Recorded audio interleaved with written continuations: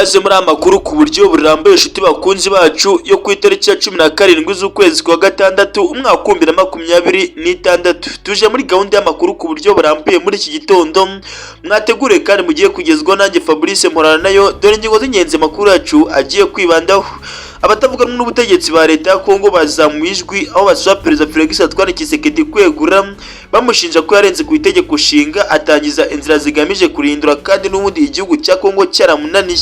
Nituva kuri inkuru kandi turabwira yuko iminembwe FARDC n'abafatanyabikorwa bayo bahanganye bikomeye cyane twirwanaho mu mirwano iremereye yibasiye Gakenke n'ibindi bice byaturiye aho haguye abasivile benshi muri izi ndwano.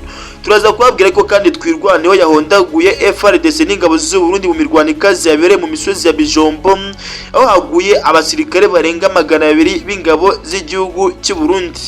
Izo nizo ngingo amakuru ingenzi yacu agiye kwibandaho kandi mbibutsa gukora subscribe. Turagaruka mu kanya ku buryo burambuye.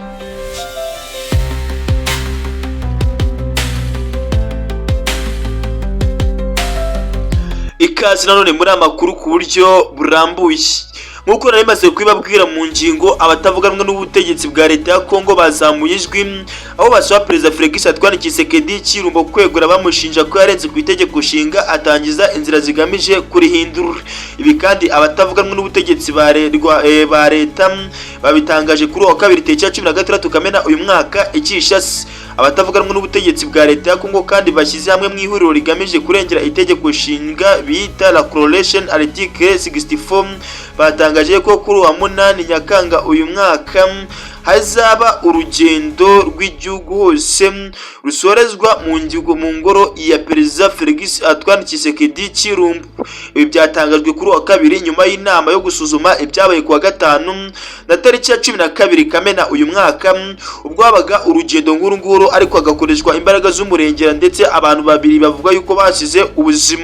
Press Epenge umuvugizi w'ihuriro rumaka akaba n'umwe mu bayobozi b'ihuriro ritavuga rumwe n'ubutegetsi yagize ati abagize Coalition Article 64 bahisemo guhamagarira abaturage b'Abanyekongo mu ntara zose muri teritwari zose muri sheferi zose no mu duce twose tuzitabira urugendo rumwe cyangwa se ingendo ndende z'amahoro kuri wa 8 Nyakanga uyu mwaka. Yavuzeho kandi urugendo runini rw'amahoro ruzasorerwa hariya ku ngoro ya Perezida Felix Antoine Tshisekedi Chilombo mu rwego rwo kumwamagana kugira ngo areke kuyobora kiriya gihugu. Ndetse bakomeje bavuga yuko akomeje gushaka kwica itegeko nshinga akaba agiye gukora referendum agamije kongera ko itegeko nshinga barihindura mu rwego rwo kugira ngo yamamarize kuyobora kiriya gihugu indi manda ya gatatu.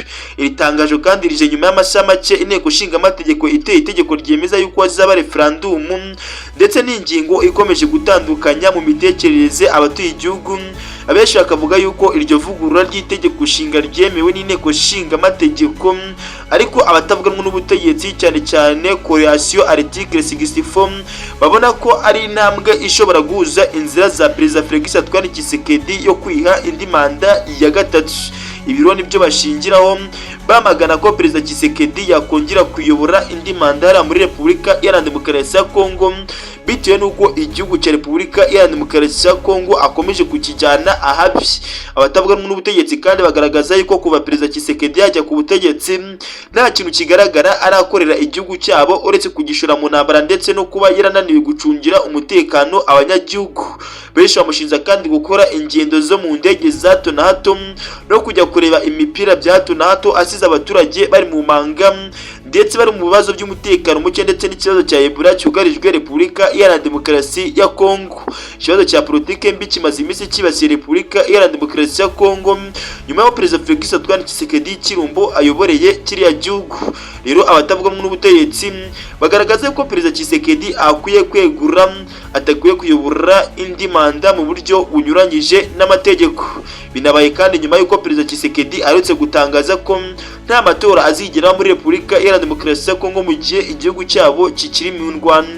Duhinduye ingingo ariko kandi tukaguma muri iki gihugu gikomeje guhura n'ibibazo mu gitondo cyo kuri wa gatatu imirwano ikaze yongeye gusubukura mu bice bitandukanye bya Minembwe mu ntara Kivu y'Amajyepfo, aho ihuriro ry'ingabo za Repubulika Iharanira Demokarasi ya Kongo FARDC rifatanyije n'ingabo z'u Burundi n'umutwe wa Wazalendo ndetse na FDLR rihanganye n'umutwe wa Twirwaneho urwanira abatuye mu bice bya Minembwe.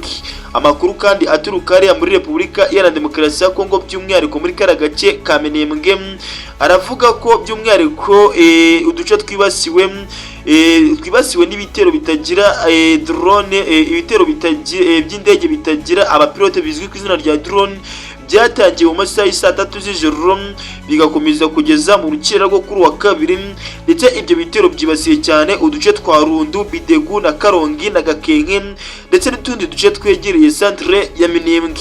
Abaturage kandi avuga yuko urusaku rw'amasasu n'ibiturika byumvikanye mu ijoro ryose bituma bamwe bahunga bajya gushaka aho bikinga. Mu gitondo kandi imirwano yongeye gufata indi ntera nshya, aho impande zombi zahanganiye ku nkengero zitandukanye za Rundu na Gakenke, ndetse amakuru amwe akavuga yuko muri kara gace intambara ikomeje guhindura isura. FARDC n'imitwe ifasha bagaragaye mu duce twa Rundu na Gakina, ndetse Twirwaneho yo ikaba iri mu duce twa Rundu ndetse n'uduce twa Murondonyi ndetse no mu tundi duce dutandukanye twa kara gace. Andi makuru ahamya ko kandi Twirwaneho igenzura uduce twishi twa Rundu, kandi Rundu ni agace kanini gaherereye mu nkengero za centre ya Minembwe muri teritwari ya Mwega, kakaba kamwe mu duce dufite umwanya w'ingenzi mu bijyanye n'imiterere y'umutekano muri kara karere. Ku rundi ruhande kandi mu gace ka Gakenke imirwano ikomeye yakomeje hagati ya Twirwaneho na FARDC ifatanyije n'ingabo z'u Burundi ndetse n'abarwanyi ba FDLR. Amakuru ava ariya akavuga yuko imirwano yegereye ibice by'ibitero bya Gakenke, aho impande zombi zigerageza kugenzura inzira z'ingenzi aho hantu. Utundi duce kandi dutandukanye bivuga yuko Twirwaneho ikomeje ibikorwa byayo bya gisirikare mu rwego rwo gukomeza igitutu ku mpande zirwanya. Nubwo amakuru aturuka muri karere akomeje kugorana kuyemeza mu buryo bwuzuye kubera imiterere y'umutekano, abaturage bavuga yuko ari benshi bamaze kwimuka bava mu byabo, abandi bakisha mu bihuru no mu misozi iri hafi mu rwego rwo kwirinda ingaruka z'imirwano.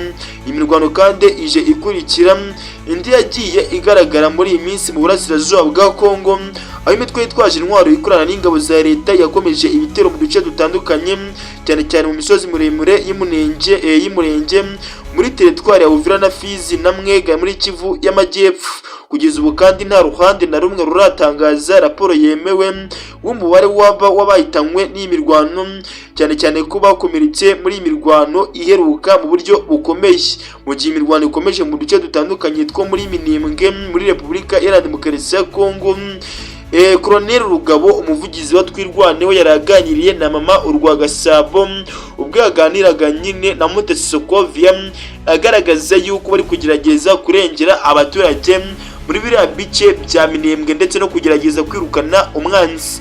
Umunyamakuru Sokovia yamubwiye yuko bamaze iminsi havugwa yuko bamaze iminsi bisubiza inyuma, cyangwa se iyo umutwe wisubije inyuma ari ikimenyetso cyo kigaragaza ko batsinzwe.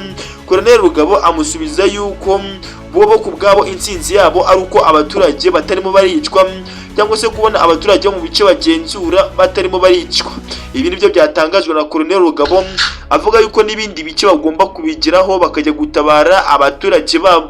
Nshuti bakunzi bacu rero ni munyemere duhindure ingingo twerekeze no ku yindi nkuru ivuga ko Twirwaneho yahondaguye kubi FARDC n'ingabo z'u Burundi mu mirwano ikaze yabereye mu misozi ya Bijombo.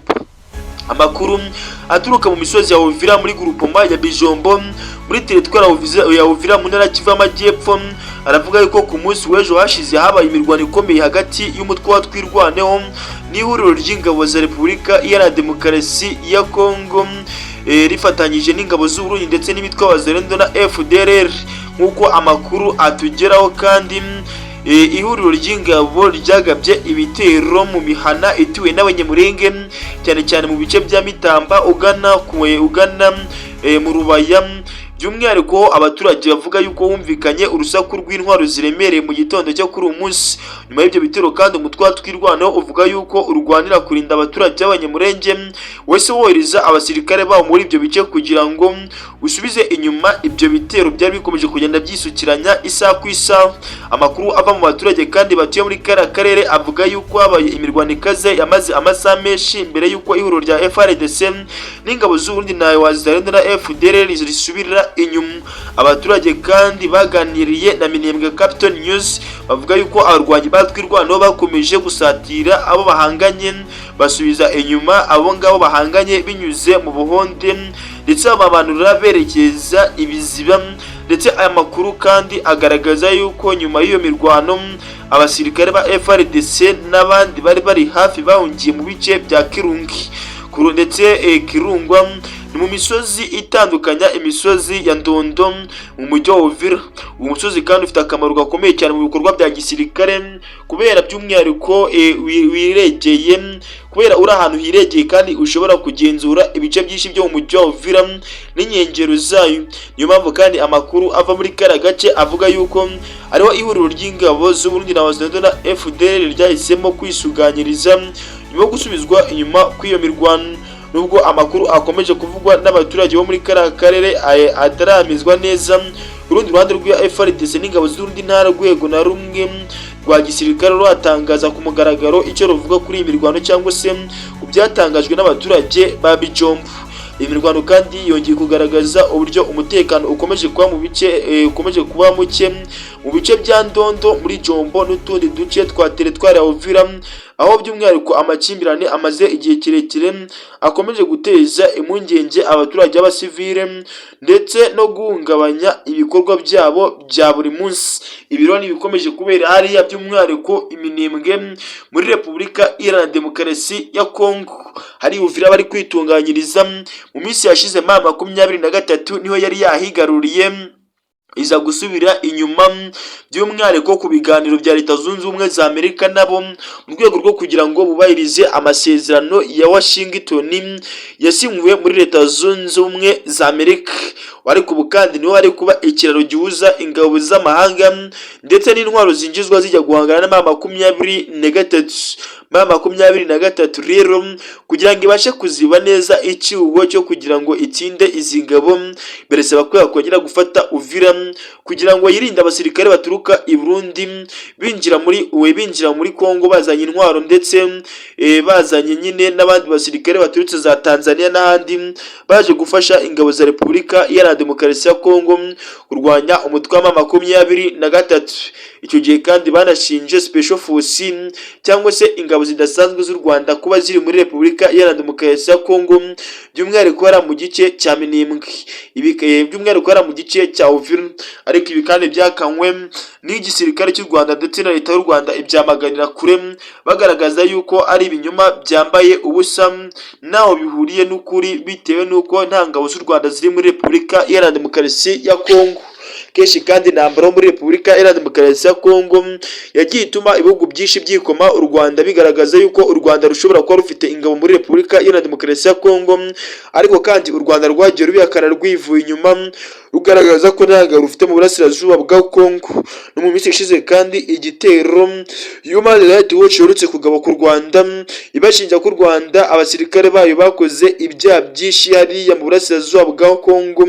U Rwanda rwabyamaganiye inyuma rwabyamaganye rwivuye inyuma rugaragaza yuko ibi ari ibinyuma bya Human Rights Watch, ndetse abasesenguzi mu bya politiki bakibaza impamvu ino miryango yita ko iharanira uburenganzira bwa muntu buri gihe ikunda kwataka u Rwanda igasiga ibikorwa Repubulika Iharanira Demokarasi ya Kongo ikora byo kwica abaturage ndetse ikanirengagiza n'umutwe wa FDLR wagize uruhare muri jenoside yakorewe Abatutsi umwaka w'1994 ukomeje kwica abaturage ba Repubulika Iharanira Demokarasi ya Kongo amahanga arebera nagire icyo akora. Benshi bakaba bibaza impamvu batajya babavugaho bakataka igihugu cy'u Rwanda mu buryo budasobanutse. Ibi rero ni bimwe mu bikomeje kugarukwaho n'abasesenguzi bigaragaza bamagana uburyo ki Human Rights Watch rero kugaba igitero gikomeye cyane ku gihugu cy'u Rwanda, babashinja ko abasirikare b'u Rwanda ngo bari muri Kongo bishe abaturage ndetse bagabye igitero gikomeye cyane ngo kibasiye abasivili.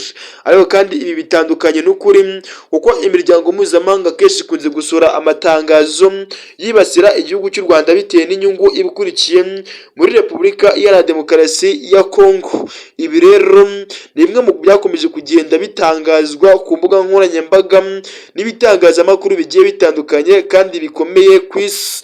Nshuti bakunze wacu, mbibutse kujya mukora subscribe, like, share na comment kugira ngo by'umwihariko amakuru tuzajya tubategura ya buri munsi mujye mubasha kuyabonera ku gihe, yaba amakuru ya mu gitondo yaba ya nimugoroba ndetse na live zitegurirwa hano mujye mubasha kuzikurikira 5 kuri 5. Njyewe yabategura nkabagezaho, nitwa Fabrice Mporanayo, ndabashimiye tuze guhura nimugoroba.